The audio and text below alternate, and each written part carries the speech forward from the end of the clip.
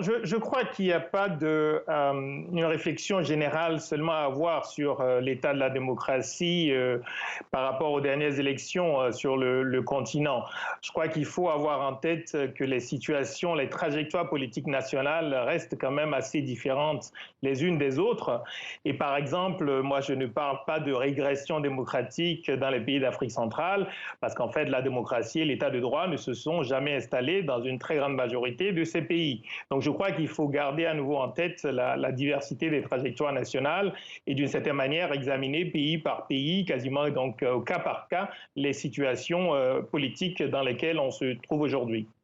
De nombreux opposants, des organisations de la société civile mais aussi des observateurs internationaux soulignent ce qu'ils qualifient de recul de l'état de droit et le manque d'indépendance de la justice. Est-ce à dire que nous assistons à une dégradation des valeurs démocratiques sur le continent ?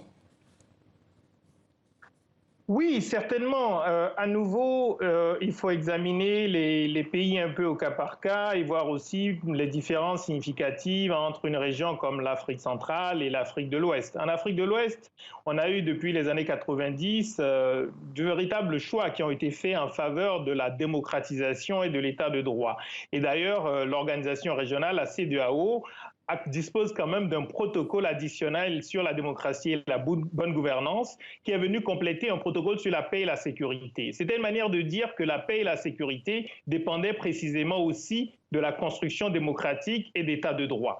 Aujourd'hui, on a une remise en cause de ces avancées, même dans les pays qui étaient considérés comme étant un peu les modèles en la matière. Et je crois que c'est là où on a effectivement de véritables motifs d'inquiétude et qu'on a une offre politique alternative qui est en train de se construire et qui consiste à dire finalement la démocratie et l'état de droit, c'est peut-être pas le plus important. Le plus important, c'est le développement. Moi, je pense que ça n'a pas beaucoup de sens d'opposer développement économique et social et démocratie, état de droit, parce qu'on a besoin aussi de liberté et de se libérer de la peur, par exemple, de se retrouver en prison.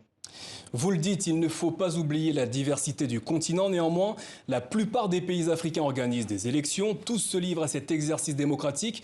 Comment expliquez-vous ce que certains qualifient de régression démocratique ? Alors, je crois que ça, c'est une question très importante parce que ça nous ramène vraiment aussi au cœur de la réflexion que nous menons au sein de WATI, le think tank que j'anime.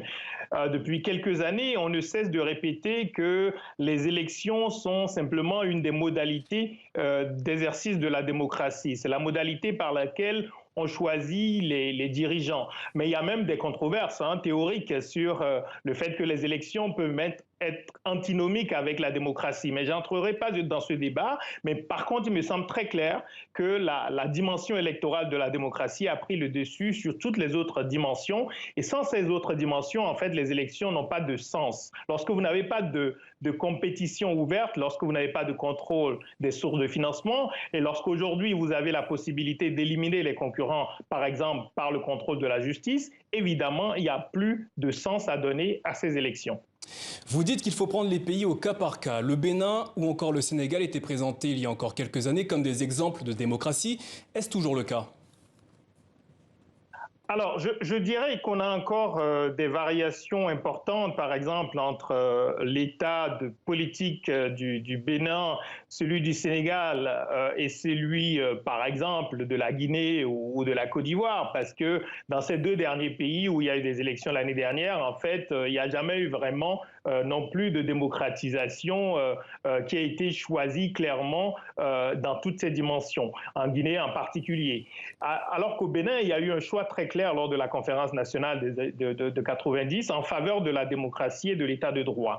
Au Bénin, il y a clairement aujourd'hui là une régression parce qu'il faisait partie des 4 pays, je dirais, en Afrique de l'Ouest, réellement les plus avancés en matière de respect de l'état de droit, notamment à travers une cour constitutionnelle qui a souvent montré de véritables gages d'indépendance par rapport au pouvoir exécutif. Donc oui, au Bénin, on a une régression et je crois qu'il faut voir qu'au-delà de la menace à la démocratie et l'état de droit, on a une menace à la paix et à la sécurité. Cela me semble être extrêmement important. Lorsque vous cassez le lien entre les gouvernants et les gouvernés, lorsque vous cassez la cohésion nationale, vous créez les conditions de la tension et vous créez les conditions de la violence. Il s'est écoulé 21 ans depuis les conférences nationales africaines en 90. Comment expliquez-vous que ce temps n'ait pas été mis à profit pour consolider les systèmes politiques en Afrique ? Je crois qu'il faut dire d'abord que lorsqu'on examine la démocratie partout dans le monde, historiquement, nulle part elle n'est une donnée, nulle part elle n'est statique et nulle part elle ne peut, disons, être incapable de remise en cause. Donc ça me semble très important. Le deuxième élément, c'est que lorsqu'on ne la construit pas, lorsque d'une certaine manière on s'assoit un peu sur les acquis qu'on pense avoir, comme ce fut le cas au Bénin, lorsqu'on ne s'assure pas que la démocratie produise également de la bonne gouvernance sur le plan de la gestion des ressources, lorsque la démocratie s'accommode d'un approfondissement de la corruption, évidemment, à un moment, vous avez les possibilités que ces démocraties soient suffisamment affaiblies pour qu'elles puissent être remises en cause par des acteurs politiques qui n'y croient pas. Et ça, c'est l'autre élément qui me semble être important de souligner. La démocratie, tout le monde n'y croit pas, tout le monde ne la soutient pas comme étant le meilleur système de gouvernement. Il faut le reconnaître et donc ceux qui veulent montrer que la démocratie est non seulement importante en termes de valeurs, mais aussi en termes de production de sécurité, de production de bien-être, on doit argumenter, on doit expliquer. Sinon, le risque, c'est qu'à un moment donné, ceux qui ont une offre politique alternative prennent le dessus. Gilles Olakunle Yabi, merci d'avoir répondu à nos questions ce soir.